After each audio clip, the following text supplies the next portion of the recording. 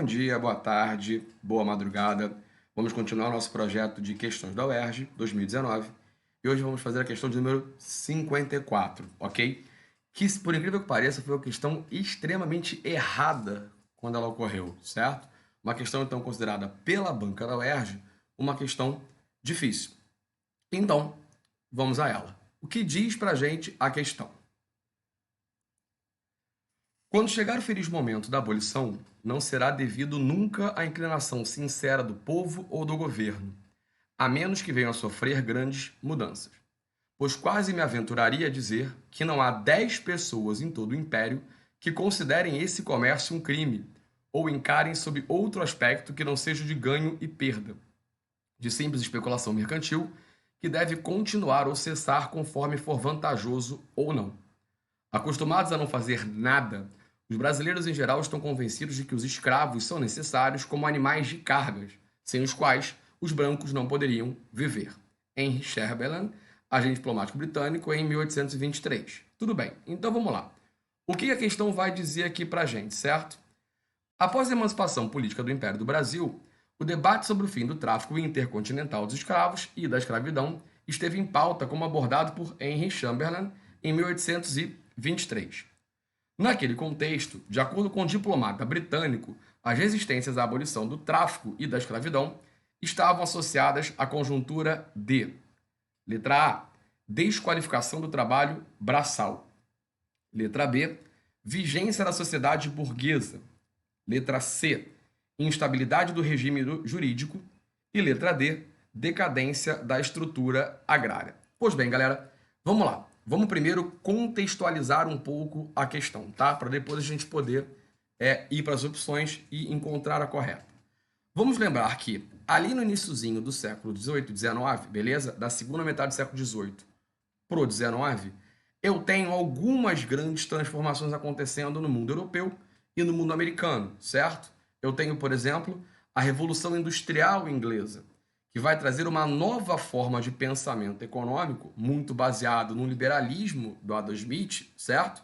Que vai fazer com que parte de uma Inglaterra comece a enxergar, por exemplo, o próprio tráfico de escravos, o próprio comércio de africanos como algo prejudicial para a sua economia, que necessita o quê? De grandes áreas de formação de mercado consumidor, que necessita de grandes áreas de matéria-prima, e que uma parte de uma população inglesa, de um governo inglês, vai entender que deixar os africanos na África, certo?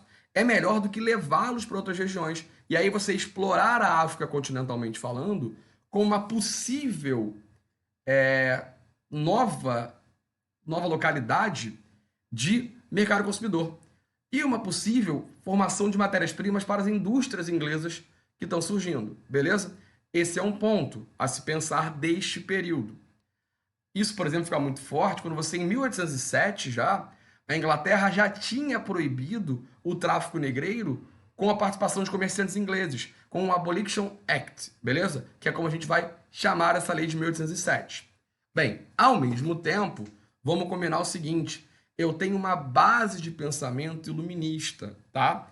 Que vai atingir algumas pessoas, alguns pensadores, não todos, a respeito desse fim de um comércio de cativos. No caso da América, por exemplo, vamos lembrar que em 1791, ali no meio de uma Revolução Francesa acontecendo, eu tenho a independência de Santo Domingo, ou o Haiti, que vai ter uma importância enorme por ser uma independência liderada por uma população negra, a única independência ocorrida por uma população negra, e que vai gerar um pânico, por exemplo, no caso das nossas elites brasileiras.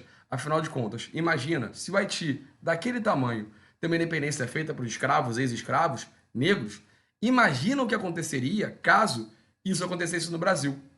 Lembra, por exemplo, que essa independência do Haiti vai ser fundamental como base de inspiração para uma revolta separatista no Brasil, infelizmente menos falada do que a outra mais famosa, a sua irmã mais famosa, Inconfidência Mineira, que é a Conjuração Baiana ou Revolta dos Alfaiates. Beleza? Porém, vamos avançar mais um pouco. No século XIX, a gente tem lá na França ainda um cara chamado Napoleão Bonaparte decretando um bloqueio continental. E aí, este bloqueio continental deixou o Dom João VI meio que num problema, numa sinuca, o que fazer, certo? Bem, qual a consequência disso? A Inglaterra, junto com a corte portuguesa, liderada por Dom João VI, vai fazer com que esta corte venha ao Brasil, dando início ao período joanino. E aí, Dom João VI, ao chegar ao Brasil, toma duas grandes atitudes. Em 1808, ele abriu os portos. Em 1810, ele faz o Tratado de Aliança e Amizade, Livre Comércio e Navegação. Mas, Felipe, por que você está falando disso, uma vez que a nossa questão está lá em 1823?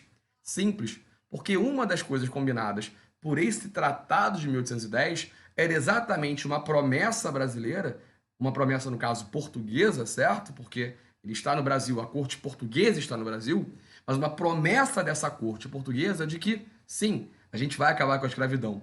E olha só, se tem uma coisa que a gente vai fazer, infelizmente, como história é, enrolar ao máximo possível esse fim da escravidão. Pois bem, mas a questão lá está acontecendo para a gente em 1823. Vamos à data. 1823 é um ano após a independência do Brasil, ok? E aí vamos lá. Quando a gente discute a independência do Brasil, a gente costuma comparar a independência do Brasil com a independência das demais colônias da América Espanhola. Tudo bem? E aí, o que acontece na verdade? A gente trabalha com dois conceitos que seriam de ruptura ou continuidade. E aí vamos pegar o nosso caso, então. O Brasil, para a gente, então, ele segue um processo de independência baseado em uma continuidade. Ou seja, ao nos tornarmos independentes, diferente, por exemplo, da América Espanhola, o que a gente tem? A gente mantém o nosso território. Nosso território não fragmenta, de fato. A gente mantém a nossa estrutura econômica, que é o quê? Latifundiária, monocultora. E olha que importante, escravocrata, porque a nossa elite colonial não é contrária à escravidão. Lembra? Desde lá da colônia, desde lá do açúcar, que Antonil já falava. Os escravos são os pés e mãos do senhor de engenho. Os escravos são os pés e mãos de toda essa tua estrutura econômica colonial, do engenho ao café, ao ouro, certo? O escravo está mantendo o funcionamento dessas grandes empresas coloniais e depois não deixa de manter as empresas independentes. O café, por exemplo, vai ser mantido durante muito tempo com a mão de obra escrava. E mais importante, a gente mantém inclusive a mesma forma de governo. Nós éramos uma monarquia, certo? Portuguesa. Em 1815, em grande parte pelo Congresso de Viena, o Brasil tinha se tornado Reino Unido de Brasil, Portugal e Algarves. Em 1822, ao proclamar a independência, nós mantemos a monarquia e, o mais interessante, mantemos a mesma família no poder. Lembra? Dom Pedro I é filho de Dom João VI, rei de Portugal e rei do Brasil, ok? Mas então, olha só, então, dito isso, vamos entender o que é o seguinte, a ideia básica da questão está em cima da questão, está em cima do texto. Então, vamos voltar ao texto agora com um pouco mais de atenção, certo? Vamos lá. Quando chegar o momento da abolição, não será devido nunca à inclinação sincera do povo ou do governo. Temos aqui a nossa primeira questão importante. Nunca a inclinação sincera, certo? Do povo ou do governo. A menos que venha a sofrer grandes mudanças. Beleza. Pois quase me aventuraria a dizer que não há 10 pessoas em todo o império que considerem esse comércio um crime. Olha aqui outra coisa importante, ó. Não há 10 pessoas em todo o império que considerem esse comércio um crime. E aí vamos lá. De que comércio que ele está falando? Se é da abolição, ele está falando do comércio de escravos, certo? Ele está falando da escravidão como instituição. Ou encarariam sob outro aspecto que não seja de ganho e perda, de simples especulação mercantil. Tá. Que deve continuar ou cessar conforme for vantajoso ou não. Agora estamos na questão. Olha só, vamos lá. Ó, vou até pro amarelo. Vermelho, desculpa. Acostumado a não fazer nada, os brasileiros em geral estão convencidos de que os escravos, De que os escravos são necessários, certo? Como animais de carga, sem os quais os brancos não poderiam viver. Então, olha só, galera, esse final da questão ele é importantíssimo. Ou seja, a ideia é, ele está dizendo para a gente aqui, ó, acostumados a não fazer nada, os brasileiros em geral estão convencidos de que os escravos são necessários como animais de carga, sem os quais os brancos não poderiam viver. Então, quando ele diz que naquele contexto, e aí qual é o contexto? O início dessa independência do Brasil, 1823, esse século XIX, de acordo com o diplomata britânico, as resistências à abolição do tráfico e da escravidão estavam associadas à conjuntura. Óbvio, olha o final do texto para gente. Uma desqualificação do trabalho braçal.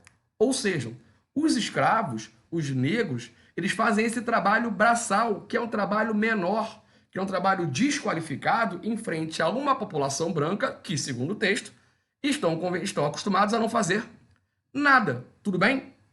Vamos lá. Por que não poderia ser a B, por exemplo, vigência de uma sociedade burguesa? Porque o Brasil do pós-independência, ele é uma sociedade aristocrata, agrícola. Você não é uma sociedade burguesa nesse momento. A nossa elite é latifundiária, é produtora, é dona de terra. Instabilidade do regime jurídico, a letra C. Não, vamos lá. Uma das grandes negociações para essa continuidade é exatamente a ideia que você não tem grandes rupturas. O Brasil, colônia de Portugal, latifundiário, escravocrata, monárquico, se constitui no Brasil pós-independência latifundiário, escravocrata, monárquico. Ou seja, eu não tenho alterações no meu estatuto jurídico aqui. E decadência da estrutura agrária. Não. O Brasil é um país agroexportador. O Brasil é um país de uma elite agrícola. Logo, eu não tenho nenhuma decadência. Ou seja, a questão ela estava muito baseada na sua ideia de entender que nesta sociedade imperial, nesta sociedade de início de primeiro reinado, assim como na sociedade colonial, enxerga-se o escravo, enxerga-se o africano, não como gente, mas sim como bicho. E ele fala pra gente, animais de cargas. O que animal de carga faz? Trabalho braçal, certo? E aí, por causa disso, a nossa opção tem que ser a letra A, certo? Uma questão que parecia difícil, porém, discutindo ela com calma, localizando ela no espaço, localizando ela no tema e trazendo algumas questões importantes, ela se torna uma questão que a gente consegue resolver. Espero que tenham gostado, espero que tenha ficado bom o vídeo. E aí, gostando, na boa, ajuda aí, se inscreve, compartilha e vamos continuar discutindo história, certo? E se alguém quiser alguma questão especial de alguma dessas provas da UERJ, por favor, coloque nos comentários que a gente dá um jeito de fazer, certo? Um beijo para todo mundo e até a próxima.